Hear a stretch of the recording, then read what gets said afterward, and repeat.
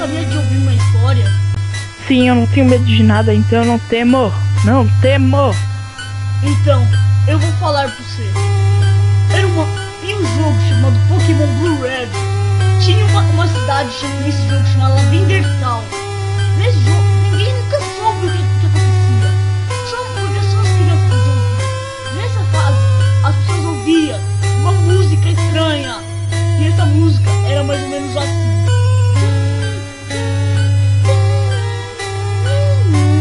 E essas crianças ficaram hipnotizadas. Essa música, nem agora de hoje, nenhuma criança tem isso. Só se você tiver um trauma psicológico. Mas as pessoas tinham medo. Nenhuma criança podia ouvir aquilo. Eu tenho medo, eu não tenho medo. Às vezes as crianças ficavam dormindo de olho aberto e falavam e começavam a gritar no meio da noite, pois viam um Pokémon fantasma pra eles. Essa música hipnotizava eles.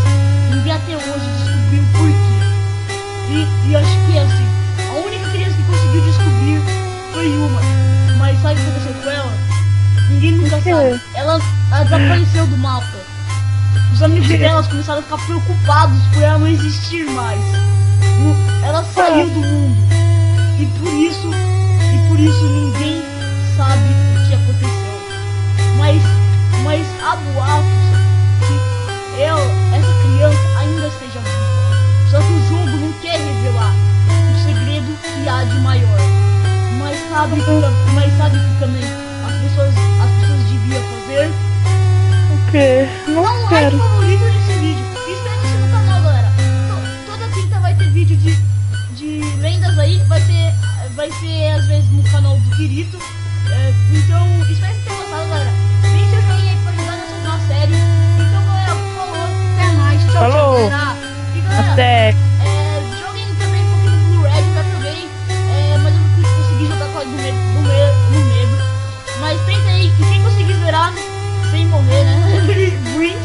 Não joguem, galera, por favor. Eu gosto muito de vocês e não queria que vocês jogassem esse jogo. Então galera, falou, até mais. Tchau, galera. Fui. Falou.